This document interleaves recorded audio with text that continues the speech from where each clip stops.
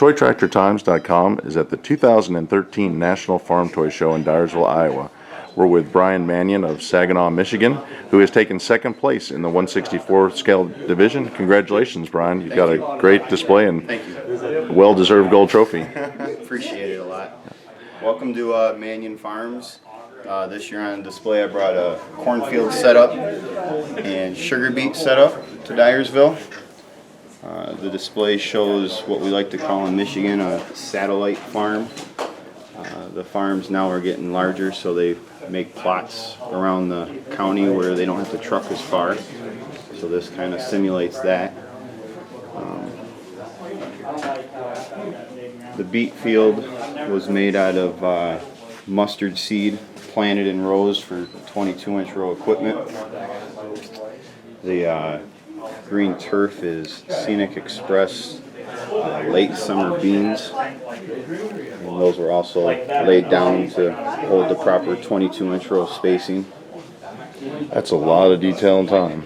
Yeah, it took a lot of time. The entire field took around 2.5 months. The way we got the texture of how when they dig a sugar beet up was we laid yarn down, and then we cut our tire paths and everything through that. That's that's something I haven't seen on really any displays is the tire tracks. That's the one thing with the Michigan Mafia. Our big discussion was terrain. Make everything look like it would look in the real field. So. What model tractors do you have out here and harvesters? On the harvester is a Magnum New 235. This actually got the Agco rims off the Challenger on the front, and then Moore's rims on the back with more detailed mirrors and flash bars. On the cart is the Magnum 290. That also has the Moore rear wheels and the Challenger front wheels. We also added a push bar. Push bars are big in Michigan. They're not much for the safety poles. You got a track sunflower dump cart? Yep. The dump cart was actually a 2-scale piece. I took it home and modified it, put some extensions on, and took some carts apart and used the tracks off that and added light bars. And what model harvester? That's a 22-inch row folding Alloway harvester. That was scratch built by Dan Severson. He also did the topper and the tractor next to it. And one thing I really like with your display is that this really represents the type of farming you see in Michigan. Yes. You've got some pictures of the topping. We brought pictures along to help explain. Sugar beets are pretty much a Minnesota, Michigan, and Dakota thing.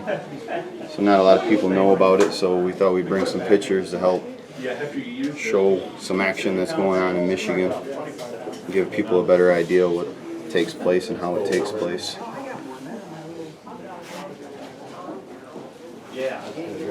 So as we come around the display, we see a Challenger and a big Wishick disc doing some fall tillage. Yep. Just like the real thing. Yeah, it's a kind of a neighbor scene going at it in the back in the distance. They're done with their corn for the year, and he's coming through and cleaning up the headlands. And we wanted to add the detail through the corn of where he's come through the rest of the field. The tractor is done by Olson Farms, and the Wishick is by Jason Larson. Both very nice pieces. And once again, I went home and sifted real Michigan dirt over and over and over again to get real dirt on there. We've got a nice creek bed coming through the farms. The creek bed, well, some people call it creek. In Michigan, we call it just a regular ditch. We got pretty big ditches in Michigan. We actually put silicone in the ditch. The ditch actually holds water. And then a lot of Scenic Express wild autumn trees and grasses were used to help detail the creek bed. Now here we've got a very large Kenworth. What is it up to? That's done by Mitch. I can't say his last name, sorry, but it represents a 20-foot dump box quad axle. It's got the sugar beet gate in the back. And what he's doing is he's bringing tear back from the pilers. When the beets go to the plant, they go through a little extra cleaning. So when you weigh in and weigh out, they get you your dirt back because the plant doesn't want to pay for your dirt. So that's representing and bringing the dirt back into the field. So does it, once he dumps, does he wait in line then to get his dirt back? Or? Yes. Well, no, you don't wait in line. You pull forward, and there's another auger right off the piler that dumps it back into your truck. Oh, that's a lot of great details we come back across the field. And yep. And once again, the terrain of the lifted beets and rows of the tracks. Let me come over here to the topper. What brand of topper is that? That's also an Alloway. It folds. Once again, it was scratch built by Dan Severson. It's getting pulled by a Magnum 210. That was done by JC Models. Then we kind of come over to the satellite farm as you were discussing and got some big equipment in the yard. Yeah, we got some Vogel cucumber harvesters. Just all cleaned up, ready for storage. And they're making pickles out of those during the season. During the season, we make pickles out of them. That would certainly be a display in itself to see. Yes, it would. That's something I'd like to do in the future here. It'd be a cucumber display.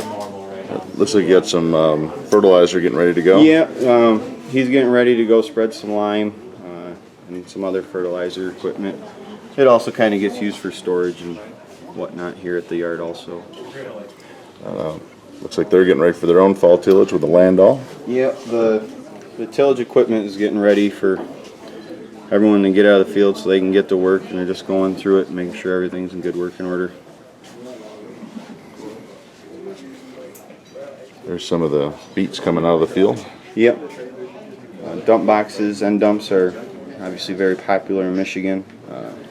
With that one, we dressed up the Dayton wheels. They were just a solid gray color, and we painted them white and added the black hub. And a John Deere ripper? Yeah, we have a John Deere 512 ripper attached to a John Deere 9530. The ripper was done by Matt Holmstead, and JC Models did the John Deere tractor. Just sitting ready for action. Now is the farm going to more red now from the green to the quad tracks? Yeah, the farm chose red over green. Not happy with the new power they're getting out of the Deeres, so they went to red this year.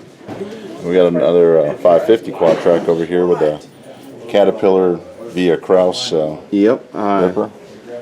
Once again, tractor is done by JC Models. Ripper was done by Jeremy Kingsman. That's one of my favorite pieces on the display. Now you have a GSI grain bin system, which I understand you put a lot of work into milling the pieces and putting it together. The base is actually made out of steel plate. Plates machined down and everything else to give the proper slopes to like a concrete slab would have. We took and blended it in with Bondo and everything else to help hide all seams. It looks like real cement. That's the look we're obviously going for. And how did you do the bins? The bins are just a standy bin, then I dressed them up with styrene channel. Just taking measurements from the real ones, and then do you spray them with spray them with paint just silver? Actually, it's a chrome Rust-Oleum paint. You got to use a plastic primer before you hit them with that chrome paint, because that chrome paint's like water. Kind of tricky, but end results worth it. And what can you tell us about the dryer? The dryer is standy bins. I wrapped those with screen. It represents a 65-foot dryer. It's all scratch built. It's got the power box and everything else on it, and man walkways and full chrome detail around the front and the top. Well then, as we move from the grain bin, we've got probably a neighbor coming down the road. Yep, a little bit of road action you'd see on a Michigan back road. Just another neighbor passing by doing some corn harvest. It's a 896. What is it? 8360R. Sorry about that. Got so many models. And this is probably one of the neatest things. I mean, the beet field is impressive, but here you have a cornfield, not only standing corn but harvested, where you took the time again to show where the grain carts looped around. Yep. To come up to the Volvo truck. And the whole cornfield's made from corn tassel, cut and stuck in so it becomes the right measurement that it needs to be for height wise. Now, when did you go out and get the corn tassels, and how long did it take to get them all to look this way?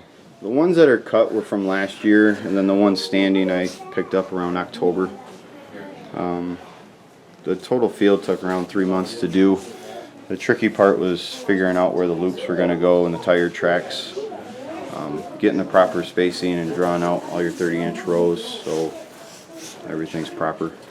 And the cut stalks are also the tassels. Yep, everything's go on. tassel. Do you have to use a nail to poke them in there? Yep, or? everything's poked and glued, every piece, obviously, so it can travel down the road to the show here. You've got a big Balser 1,300 bushel cart, an MT 765C from Challenger. Yep.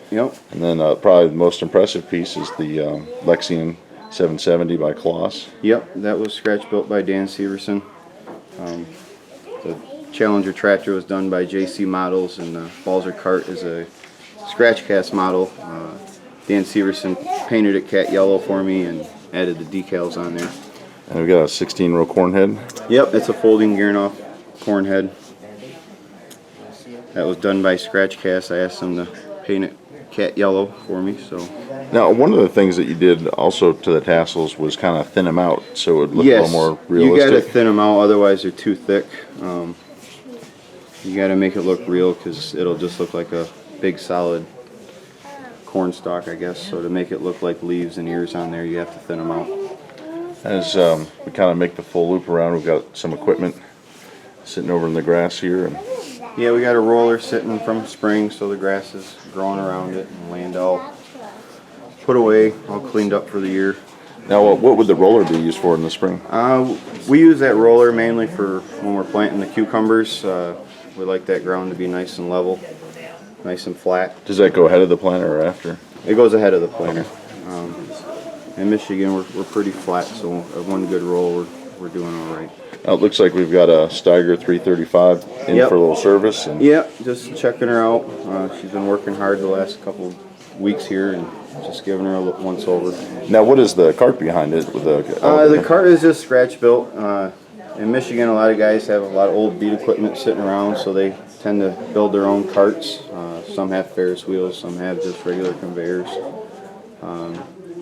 Just something we see in our area, so I went out and measured one and made a model of one. They're not made by any manufacturer. Well, thank you for this tour. Thank you for all your efforts to show Thank you. part of the United States that a lot of people probably don't get to see here Right. at the National. Appreciate it. And congratulations on the trophy. Thank you.